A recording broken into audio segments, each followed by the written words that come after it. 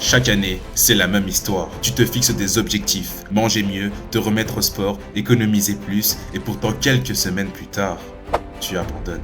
Pourquoi? Est-ce que c'est parce que tu es paresseux, pas assez discipliné? Non, ce n'est pas ça. Ce que personne ne t'a dit, c'est que ton propre cerveau travaille contre toi. Il préfère l'échec à la réussite. Et dans cette vidéo, je vais te montrer pourquoi il fait ça. Et surtout comment tu peux enfin le hacker pour atteindre tes objectifs cette année. Alors reste bien jusqu'à la fin, car ce que tu vas découvrir pourrait littéralement transformer ta vie. Mais alors, comment ton cerveau te piège-t-il exactement? Laisse-moi te raconter une histoire. Marie, 28 ans, a décidé de se mettre au sport. Elle était super motivée. Elle va acheter toutes les affaires, même un abonnement premium à la salle. Les premiers jours, elle y allait sans problème. Mais un soir, après une longue journée de travail, elle s'est dit, ce n'est pas grave, je saute simplement une séance. Le lendemain, elle a fait pareil. Et en moins d'une semaine, tout était fini. Pourquoi? Parce que Marie a été victime d'un ennemi redoutable, le biais de gratification immédiate. Ce biais, c'est cette petite voix dans ta tête qui te dit, pourquoi attendre pour avoir du plaisir alors que tu peux en avoir dès maintenant? Une célèbre expérience menée par le psychologue Walter Mischel, appelée le test du marshmallow, a montré que les enfants qui savaient attendre avant de manger un bonbon avaient plus de chances de réussir plus tard dans la vie. Mais le problème, c'est que notre cerveau préfère toujours le plaisir immédiat, même si ça va à l'encontre de nos objectifs à long terme. C'est comme si on était programmé pour céder à la tentation, même si ça nous empêche d'atteindre ce que l'on veut vraiment. Mais ce n'est pas tout. Il y a aussi un autre piège.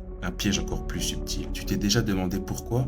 Chaque fois que tu échoues, tu te sens encore plus incapable de recommencer. C'est ce qu'on appelle la boucle d'auto-sabotage. Voici comment elle fonctionne. Quand tu rates une résolution, ton cerveau enregistre cet échec comme une vérité. Je suis nul, je n'arriverai jamais. Et plus tu te répètes ça, plus ton cerveau le croit. Une étude publiée par le The American Psychological Association révèle que les croyances négatives sur soi-même peuvent réduire jusqu'à 40% la probabilité de succès de futurs projets. Oui, 40%. C'est comme si tu essayes de courir un marathon, mais que chaque échec que tu faisais attachait un poids supplémentaire à ta jambe. Comment veux-tu avancer avec ça? Mais attends, et si je te disais qu'il existait un moyen de briser cette boucle? Et ce moyen réside dans 3 points. Et le dernier point pourrait changer la donne. Le premier point est la micro-habitude. Arrête de viser trop. Si tu veux lire un livre, commence par une page par jour. Si tu veux méditer, commence par 1 minute. Pourquoi ça marche? Parce que ton cerveau n'oppose pas de résistance à de petits changements. Le deuxième point est la modification de l'environnement. Si tu veux manger sainement, mets les fruits en évidence et cache les snacks. Si tu veux écrire, désactive tes notifications. Ton cerveau suit ce qui est facile et accessible. Le troisième est le meilleur des points et le système de récompense immédiate. Associe chaque action à une récompense. Par exemple, après une séance de sport, permets-toi un épisode de ta série préférée. Cela détourne le biais de gratification immédiate en ta faveur. Les chercheurs ont découvert que l'environnement et les petites récompenses augmentent la probabilité de maintenir une nouvelle habitude de 80%. Alors voilà, tu sais maintenant pourquoi ton cerveau te piège chaque année,